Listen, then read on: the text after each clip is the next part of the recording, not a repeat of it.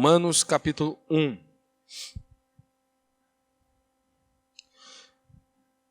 No verso 1, você vê que Paulo, ele já, como ele faz em muitas de suas epístolas, ele mostra quem de fato ele é. E ele diz, logo no início, que ele é servo do Senhor, né? Então vamos ler aí o verso 1. Paulo, servo de Jesus Cristo, chamado para ser apóstolo, separado para o evangelho de Deus. Então quero chamar a sua atenção aqui em primeiro lugar, que ele diz que ele é servo de Jesus Cristo. Nós nos lembramos que aqui no grego, o significado desta palavra é escravo. Ou seja, o que ele estava dizendo de maneira muito clara é que ele era escravo de Cristo, ou seja, que ele estava ali para fazer a vontade de seu Senhor. E, na verdade, isso deveria estar muito claro a todos nós. Porque, afinal de contas, não é isso que nós dizemos? Que nós somos servos de Deus? Que nós somos servos de Cristo? E aí, então, se este conceito estiver bem claro na minha mente e na sua mente, nós não teremos problemas com as Escrituras. Porque inúmeras vezes nosso coração, e nós, muitas vezes com a nossa arrogância, não queremos nos submeter à palavra de Deus. Em inúmeras áreas da nossa vida. Deus diz A e você quer fazer B. E aí então você deixa de ser servo de Deus e você se torna o próprio Deus, pois afinal de contas você faz aquilo que lhe convém. Né? Paulo está dizendo aqui de maneira muito clara que ele é servo de Deus, ou seja, que ele é escravo de Cristo, que ele vive para o Senhor. E quando nós olhamos para a epístola de Paulo aqui aos Romanos, né, você precisa se lembrar que Paulo escreveu esta epístola, que muitos pastores não pregam, alguns por conta da dificuldade, né, porque convenhamos, se você acompanhou a exposição e se você já leu a carta de Paulo aos Romanos, não é uma epístola tão fácil de se compreender. Há assuntos aqui bem complexos, um assunto altamente teológico. E então muitos eles dizem que isso não pode ser pregado à igreja, porque é um assunto muito difícil. Só que quando Paulo escreve esta epístola, ele não escreveu para uma reunião de líderes e pastores.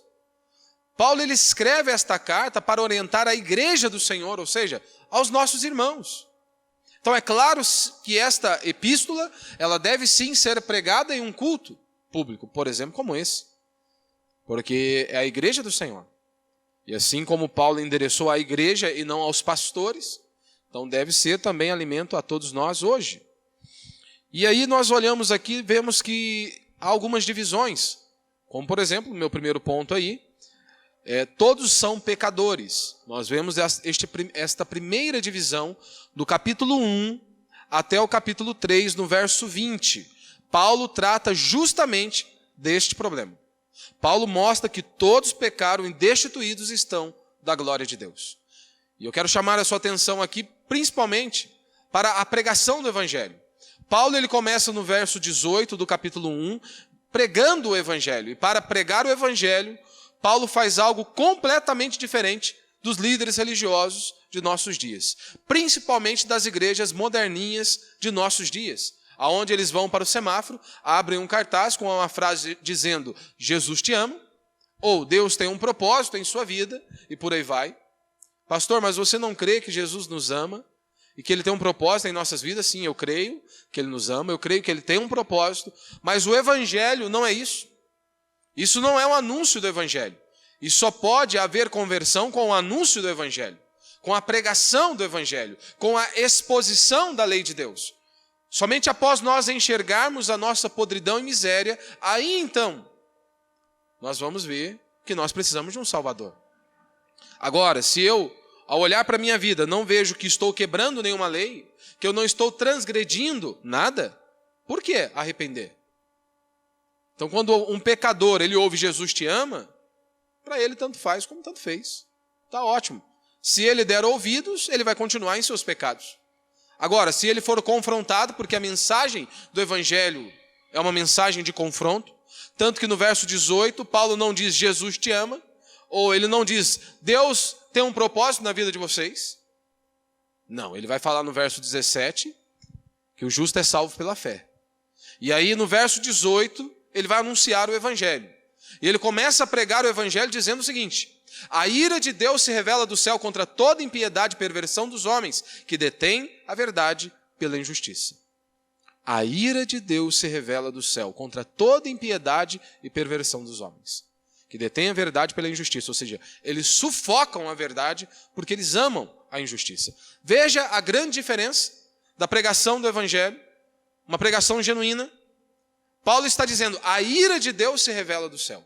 E aí então ele começa a discorrer, e ele mostra que todos, judeus e gentios, estão debaixo da ira de Deus. Ou seja, esse é o estado de todo homem sem Deus. Ele encontra-se debaixo de condenação.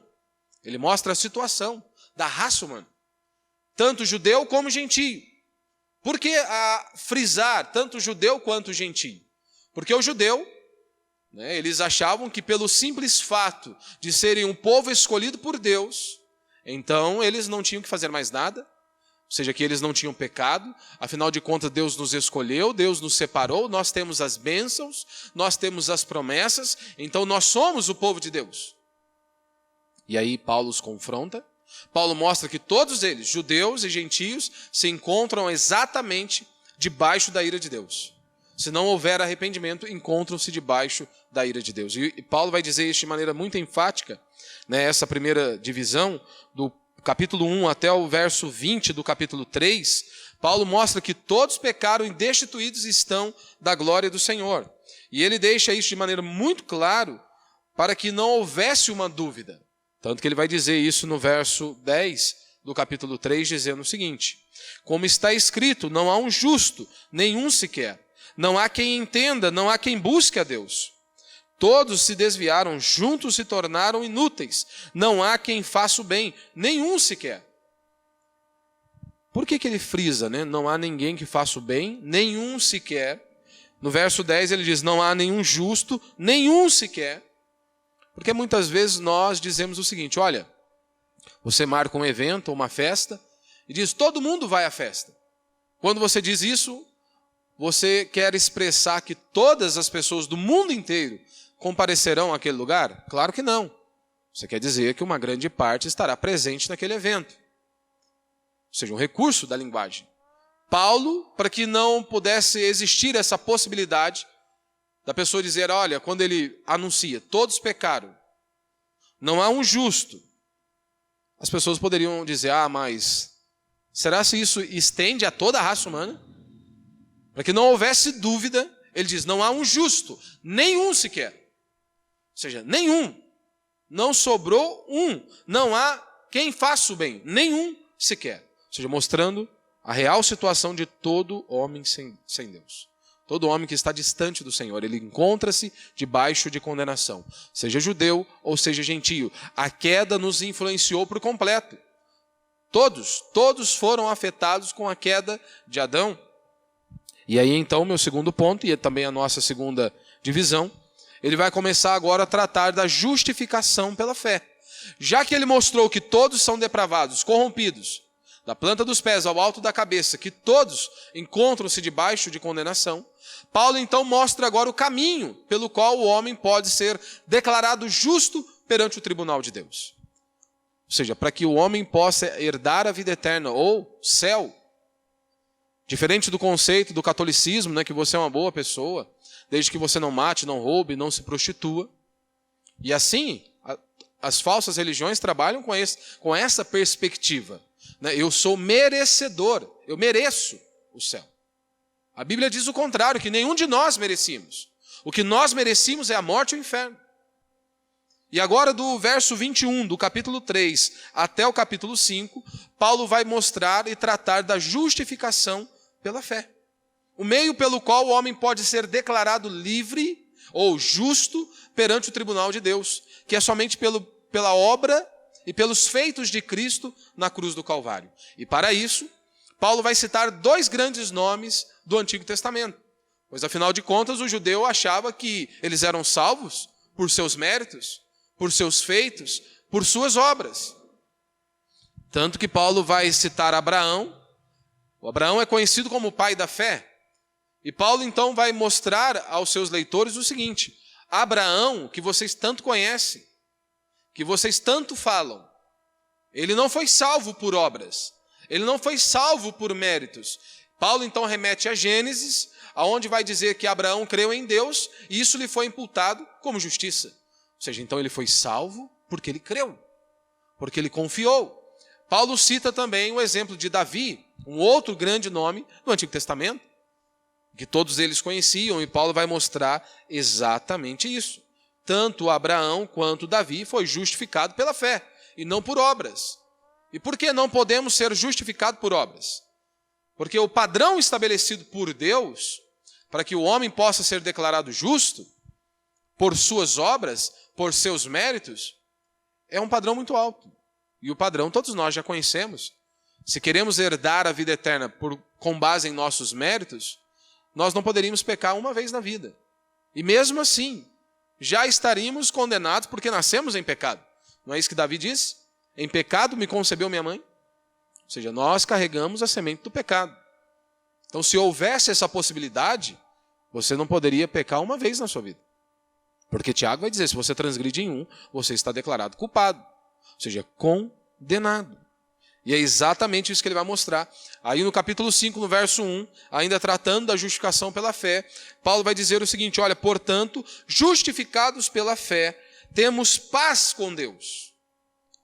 Não é, em primeiro lugar, prosperidade, cura, libertação.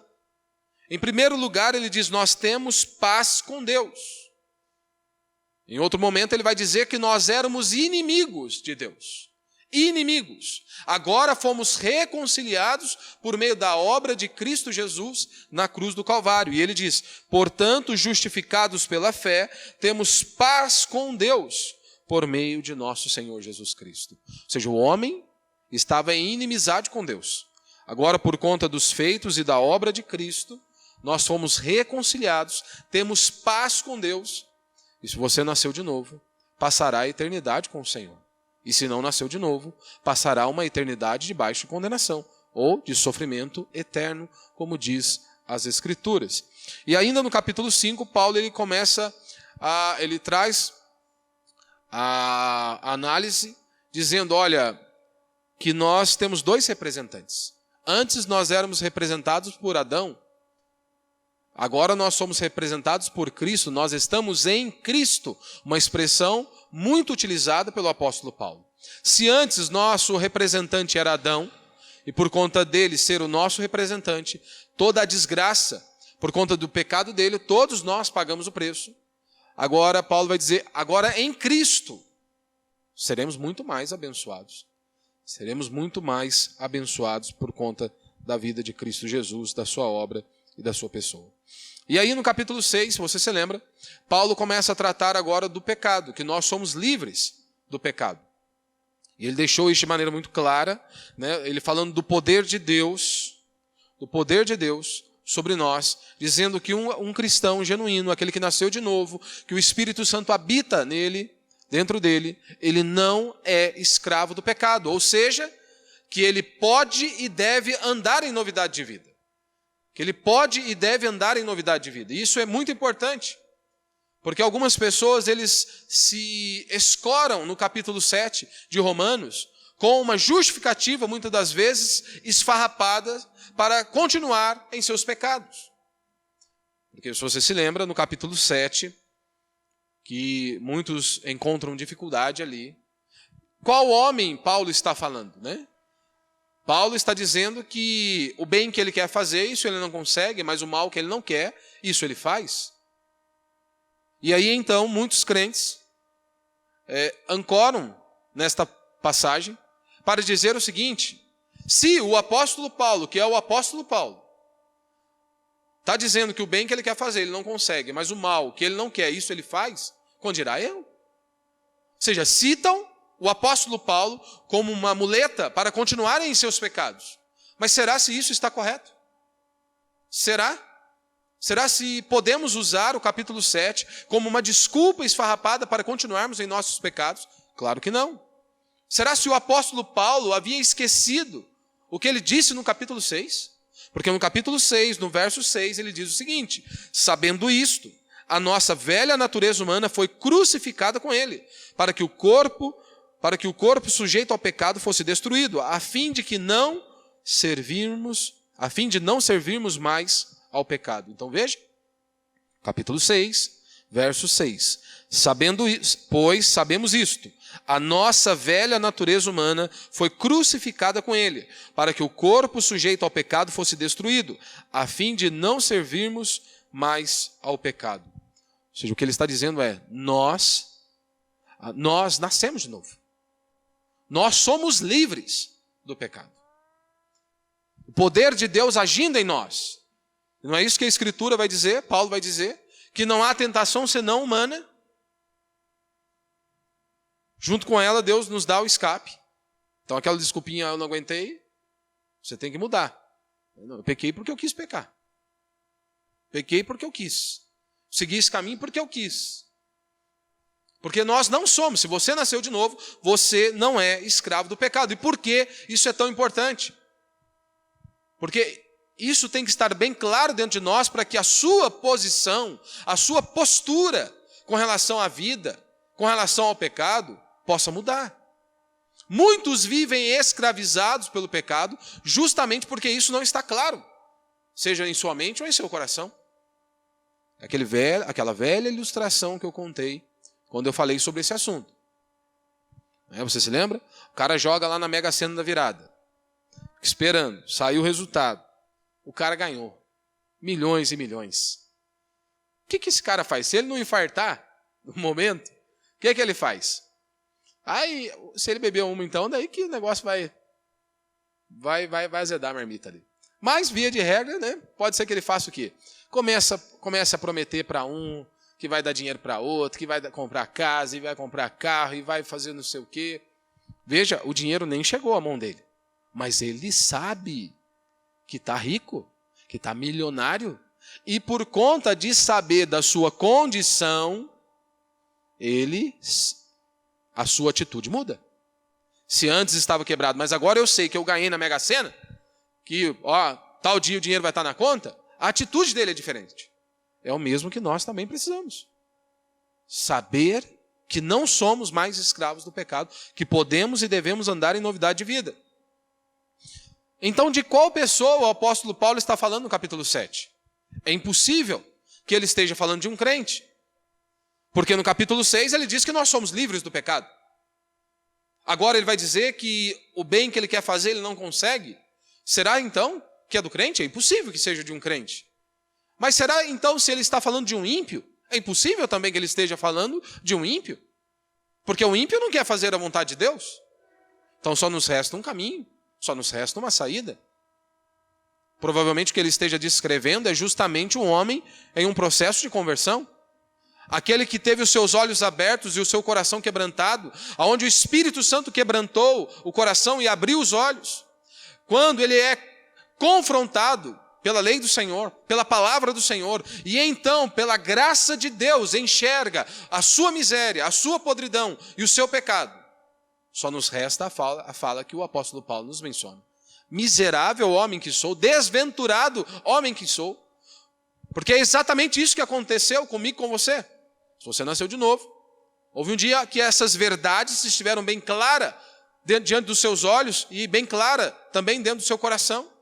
Aonde pela graça de Deus você enxergou a sua podridão e a sua miséria. E então enxergou que você não pode se salvar, que não podia se salvar, que você não tinha méritos ou obras para chegar no patamar exigido por Deus.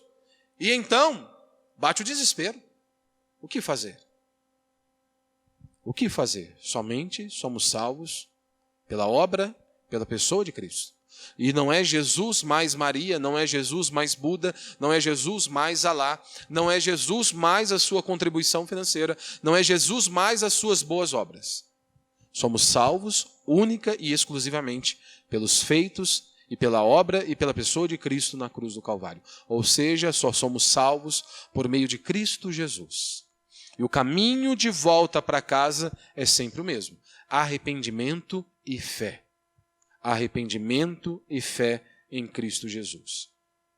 E então no capítulo 8 ele vai descrever exatamente que o homem, ele vive debaixo da graça de Deus.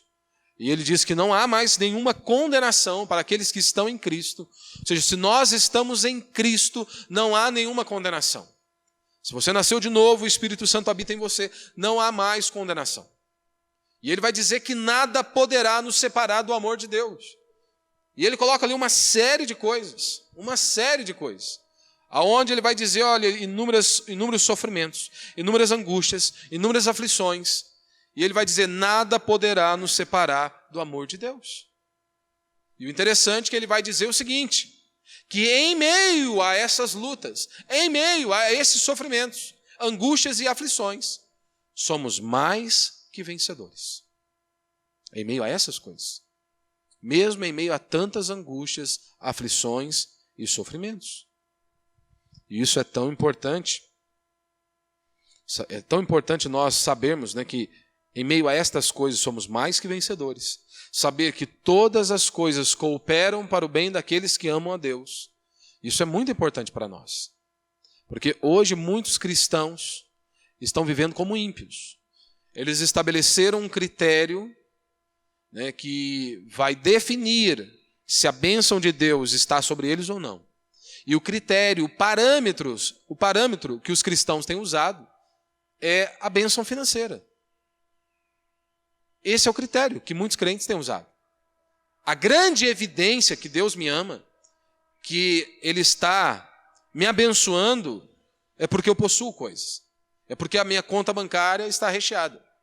E nós não temos nenhum problema. Oramos para que você prospere financeiramente. Como João fez, faço votos pela vossa prosperidade e saúde, assim como é próspera a vossa alma. Não foi Bispo Macedo. Não foi nenhum pregador ou adepto da teologia da prosperidade. Foi João, servo de Deus, que disse, olha, eu faço votos para que vocês sejam prósperos financeiramente e para que a saúde de vocês seja boa.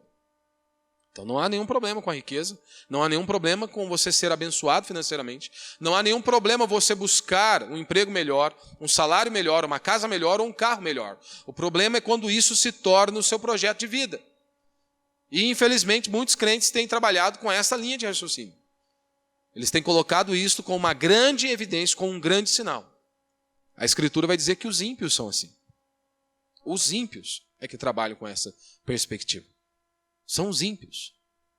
São os ímpios. E Paulo vai dizer que tudo coopera para o nosso bem.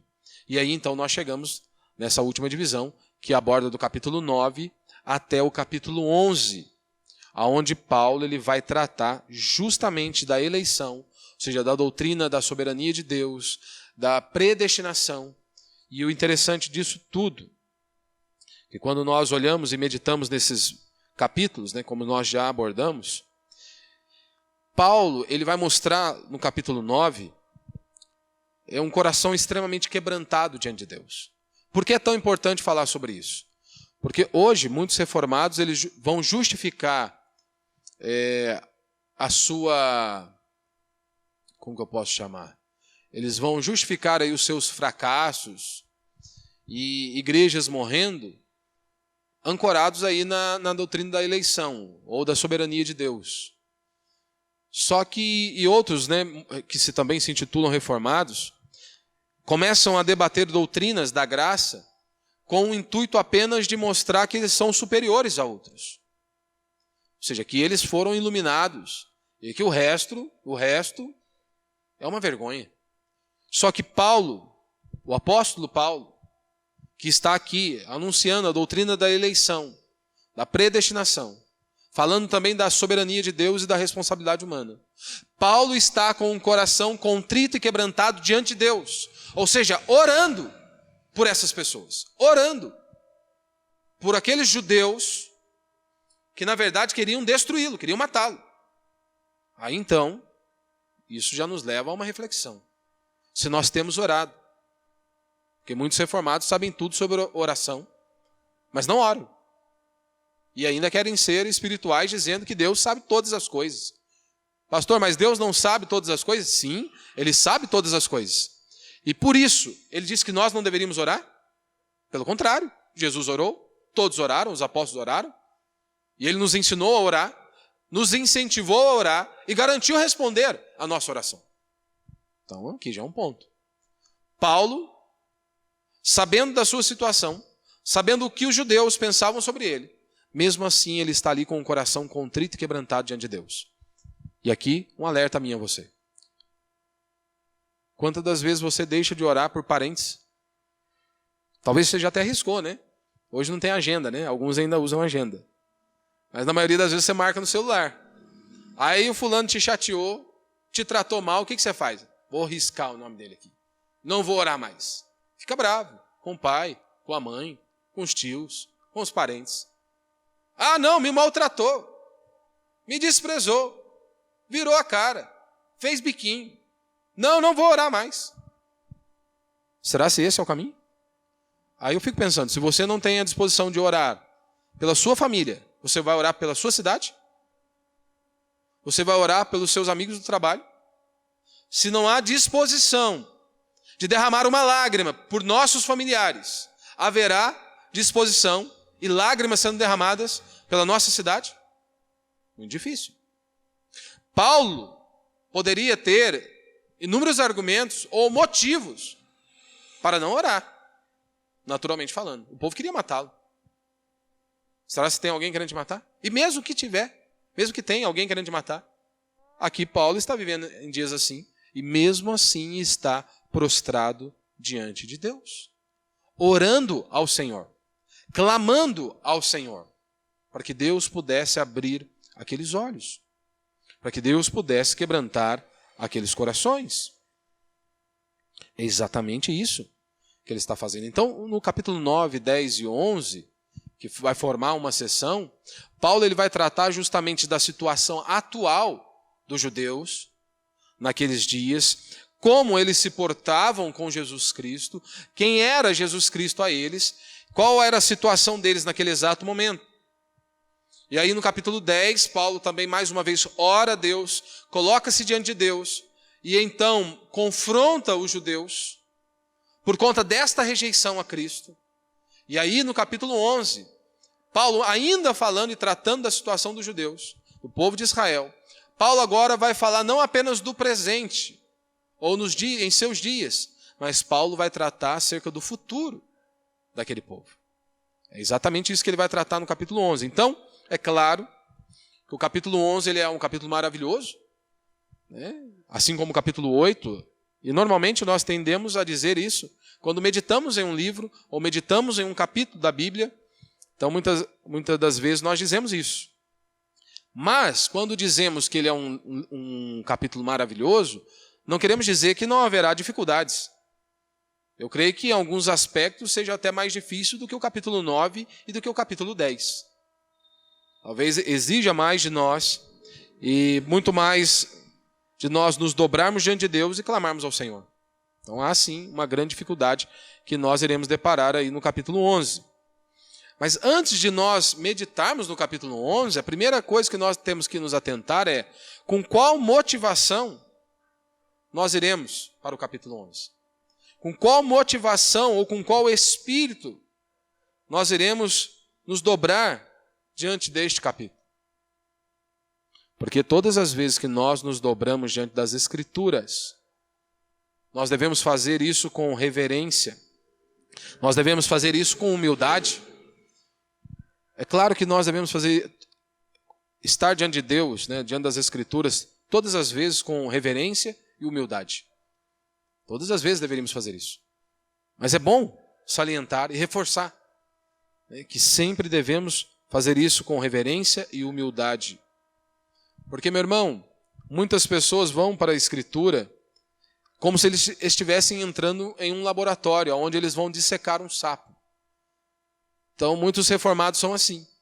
Eles sabem o contexto imediato daquela passagem, eles sabem o contexto geral daquele livro, eles sabem o contexto histórico, mas nunca a palavra se aplica a eles. O texto fala conosco, a palavra de Deus ela é viva. Ou seja, então é um confronto a nós também em nossos dias. Importante sabermos o contexto histórico, o contexto imediato e geral, mas o que isso tem a ver comigo? A palavra de Deus é prática às nossas vidas também. É algo prático. E aí então parece que eles conseguem distanciar isso de uma tal maneira e aí vira apenas como se fosse um sapo, que foi dissecado ali. E vamos analisar ali algumas partes, vamos nos atentar a isso. Por que é importante essa observação? Porque se você já leu o capítulo 11, você percebeu que Paulo inicia então com uma pergunta. Paulo, como um bom escritor, Paulo ele trabalhava sempre com objeções que poderiam ser levantadas quando a sua carta fosse lida. E mais uma vez aqui no capítulo 11, ele vai dizer exatamente isso. Pergunta então, por acaso Deus rejeitou o seu povo? Porque no capítulo 9 ele falando da eleição, da soberania de Deus, da predestinação. E aí no capítulo 10 ele mostra mais uma vez que aquele povo rejeitou a Deus, rejeitaram a Cristo e por isso estavam debaixo de condenação, mesmo possuindo um certo nível de conhecimento, porque eles possuíam um certo nível de conhecimento. Tanto que no verso 2 do capítulo 10 Paulo vai dizer isso, não é? Porque posso testemunhar de que eles têm zelo por Deus, mas não com entendimento. Então eles possuíam sim um certo nível de entendimento, eles possuíam também uma certa fé, mas não uma fé bíblica e salvadora. Como nós vemos também em nossos dias, não é? Se uma pessoa ela anda 250 quilômetros para vir a Aparecida do Norte, é impossível você dizer que essa pessoa não tem fé. E ela pode fazer isso por longos e longos anos. Ou seja, tem fé, mas não é uma fé bíblica e salvadora. Porque a fé bíblica e salvadora, Paulo já descreveu mais uma vez aqui no capítulo 10, que ela tem um conteúdo, ela tem um caráter. E ela é centrada em Cristo Jesus. Então, se não há um arrependimento genuíno, se não há uma confiança em Cristo Jesus, não há vida eterna, não há céu, não há eternidade conhecendo a Deus. Pelo contrário, uma eternidade debaixo do sofrimento. E Paulo estava exortando os seus irmãos com o coração contrito e quebrantado. Extremamente quebrantado diante de Deus.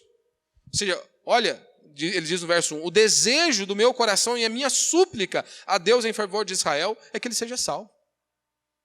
Então como que o reformado hoje não vai pregar? Por que nós não podemos pregar? Ou não devemos pregar? Por que não devemos abrir os nossos lábios e evangelizar? Paulo está falando da doutrina da eleição, da predestinação, e ele está orando a Deus para que aquelas pessoas fossem salvas. Será se Paulo não tinha conhecimento? Mas Deus vai salvar os dele. Não está escrito na testa de ninguém. Por isso nós temos que pregar, por isso que nós temos que evangelizar, por isso que nós temos que anunciar. Esse é o nosso papel. Ou você acha que é apenas meu? Da liderança da igreja? Só os líderes e os pastores que devem pregar o evangelho? Foi isso que Jesus disse?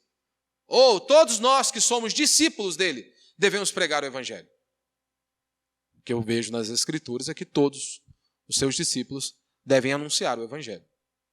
Devem anunciar o evangelho de nosso Senhor Jesus Cristo. Então muitas pessoas elas podem chegar aqui no capítulo 11 já aflitas e angustiadas, querendo uma resposta. E aí, vão ser salvos, não vão? Vão retornar ou não vão? Nós temos que tomar cuidado. Porque às vezes você vai para um texto apenas com entusiasmo e uma paixão carnal, natural. Ou seja, apenas querendo isso. O objetivo dele é só ter uma resposta, seja para confrontar alguém ou para mostrar que ele é superior a alguém. Essa não deve ser a nossa motivação. Se você já leu o capítulo 11, você pode perceber que logo aqui no início, ou no capítulo 11, nós temos pelo menos duas observações aqui. Nós não podemos deixar passar. Primeiro, nós vemos que Paulo ele diz que é um mistério. Ele vai dizer no capítulo 11 que é um mistério. Ou seja, você achar que vai chegar aqui, vai estar tudo já muito facinho, tudo muito claro, tudo muito limpinho ali, muito fácil, de fácil compreensão. Pode ser que não seja isso. Segundo, a segunda maneira que nós vemos aqui com o apóstolo Paulo, como ele concluiu este capítulo. Se você se lembra, no capítulo 11, Paulo ele vai terminar ali com um hino de adoração. Então veja, tendo Paulo escrito e descrito tudo ali a situação dos judeus, o caminho de redenção, ou seja, você vê como ele se encontra com o coração quebrantado, com uma mente totalmente voltada ao Senhor, Ou seja, no qual ele não pensa em outra coisa a não ser exaltar e louvar a Deus, como ele termina no verso 33 em diante do capítulo 11, né? Após descrever tudo isso que nós vamos ainda meditar, mas um pouco já anunciei aqui, Paulo ele diz: ó profundidade da riqueza, da sabedoria e do conhecimento de Deus, quão insondáveis são os seus juízos e quão inescrutáveis os seus caminhos. Pois quem conheceu a mente do Senhor? Quem se tornou o seu conselheiro? Quem primeiro lhe deu alguma coisa para que lhe seja recompensado? E aí ele conclui, né? Porque todas as coisas são dele, por ele e para ele. Para ele a glória eternamente. Amém. Ou seja, a consideração desta verdade produziu um efeito nele. Considerar essas verdades produziu algo nele. E deveria também produzir o mesmo efeito em nós, em todos aqueles que consideram, em todos aqueles que meditam nesta palavra, ou neste capítulo. Então é importante nós nos lembrarmos. Então capítulo 9, 10 e 11, uma sessão, e aí Paulo descreve exatamente isso, a situação daqueles homens naqueles dias, no capítulo 9 e 10, o que eles fizeram, a rejeição deles para com Cristo. Paulo está dizendo, olha, vocês estão rejeitando o Messias. Aqueles que ele conhecia, eles sabiam das profecias, mas eles olhavam para Cristo e não viam em Cristo o Messias, como também em nossos dias. Não é assim? Muitas pessoas vão dizer que Jesus é um bom mestre, como Gandhi disse, é um bom mestre, um bom líder, mas não posso dizer que ele vai me salvar dos meus pecados, ou que ele é Deus, e por conta da obra dele, da pessoa dele, eu sou livre de uma condenação eterna. Isso é demais para mim. E Paulo estava mostrando justamente isso a esses homens. Agora, ele diz que os judeus rejeitaram o Senhor. No capítulo 8, ele fala com tanta segurança que nada poderá nos separar do amor de Deus. Agora, no capítulo 9 e 10, Paulo está argumentando que alguns israelitas, ou seja, que os judeus estavam rejeitando a Cristo. Poderia, então, se levantar uma indagação. E aí? O que nós vamos dizer acerca destas coisas? Será se o propósito de Deus é tão certo e seguro que nada pode frustrar? Ora, mas se há alguns que não estão aí se rendendo?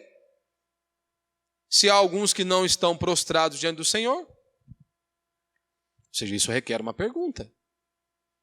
Como que, com base em tudo que você disse, será mesmo? Se o propósito de Deus ainda está firme? Se os judeus estão se posicionando desta maneira, rejeitando a Cristo, será? Se o propósito de Deus é tão seguro? Será se ele não foi arruinado? Então o propósito desses 3 capítulos é justamente dar uma resposta e mostrar de maneira simples e clara que o propósito de Deus não entrou em colapso. Que o propósito de Deus não falhou. É isso que Paulo vai mostrar nesses capítulos. Não, nada pode frustrar os planos de Deus. Nada pode frustrar os planos de Deus. E o que ele vai mostrar é justamente isso. Que no exato momento, o propósito está, uma parte já se cumpriu, outra está se cumprindo, e vai se completar, e vai se consumar tudo isso. É exatamente isso que ele vai tratar. Ou seja, o propósito de Deus sempre foi efetuado, está sendo efetuado e sempre será. Ou seja, até chegar a uma perfeição absoluta e uma consumação final. É isso que Paulo está mostrando nestes capítulos. E aí ele vai mostrar que esta não é uma nova doutrina, a eleição. E aí ele recorre ao Antigo Testamento. Ele vai citar Isaac, Ismael, vai citar Jacó, Esaú, para mostrar a doutrina está aí. Não é um novo ensino. Eu não estou trazendo uma nova revelação. Não, a doutrina da eleição, da soberania de Deus, da eleição, que Deus nos separou antes da fundação do mundo, está aí, bem diante de vocês. E louvado seja Deus, né? Ou seja, a obra de salvação, do início ao fim, é obra exclusiva de Deus. E louvado seja Deus por isso. Do início ao fim, é obra exclusiva de Deus. Porque Deus nos separou antes da fundação do mundo. E louvado seja Deus por isso. Que nós somos salvos porque Ele nos escolheu. Porque Ele nos separou. Ele nos separou. Ele nos escolheu antes da fundação do mundo. Ah, pastor, mas aí muitos vão levantar um debate, né, um embate, querer ficar bravo. E aí Paulo diz, quem és tu, homem? Quer ficar bravo? Brigar com Deus? Por que salvou alguns, por que não outros? E aí Paulo diz, quem és tu, homem? Ou, quem és tu, barro, para discutires com o olheiro? Quem é você, homem? Quem é você? Quem és tu? E após mostrar toda a podridão e toda a loucura dos judeus, Paulo então mostra que eles precisam, assim como toda a raça humana precisa do Messias, do Salvador. E só há um, que é Jesus Cristo, o único intermediador ou o único intercessor entre Deus e os homens. Jesus Cristo, homem. E aí então fica muito claro diante de nós que a salvação é toda de Deus, do começo ao fim. Mas Paulo não tira a responsabilidade dos ombros dos homens. Há sempre esses dois pontos. A salvação é toda de Deus. Contudo, o homem pode trazer sobre si condenação. Somos salvos unicamente e exclusivamente por aquilo que Cristo fez e porque Ele nos escolheu. O homem condenado por conta dos seus próprios pecados. Por conta dos seus próprios pecados. E é exatamente isso que Paulo vai nos mostrar aqui, né, ao longo desses capítulos, e principalmente agora no capítulo 11, ele vai mostrar a situação desses homens. Né? E, para que nós possamos já nos atentar para a próxima semana, aqui no capítulo 11 nós temos 3 divisões. A primeira divisão é do verso 1 ao verso 10, aonde Paulo vai começar com essa indagação. Será então, qual é a real situação dos judeus? Será se Deus rejeitou esse povo de uma vez por todas? Ele vai tratar disso. Do verso 1 ao verso 10, ele vai mostrar exatamente isso. Vai explicar, vai tratar deste assunto. A segunda divisão vai começar aí do verso 11 em diante e continua até ao verso 32, né, que vai se estender aí tudo. Ele vai tratar justamente sobre isso. Mais uma vez, a pergunta está ali. Será se eles tropeçaram para que caíssem? Será? Por conta disso? E ele vai terminar, do verso 33 ao 36, com essa admiração, louvor e engrandecimento ao nosso Deus. Então que Deus nos dê graça, que possamos nos dobrar diante deste capítulo mais uma vez, né, diante das Escrituras com o coração, realmente com o objetivo de aprender do Senhor, conhecer o Senhor, e não com o intuito de querer mostrar a outros, né, o seu conhecimento. Nós somos o que somos pela graça de Deus. Se hoje estamos aqui porque Deus abriu os nossos olhos, nós não somos melhores que ninguém. Você não é melhor que a prostituta, você não é melhor que o traficante. Não, nós não somos. Se não fosse a graça de Deus sobre nós não estaríamos aqui. Então que Deus nos dê graça e possa nos conduzir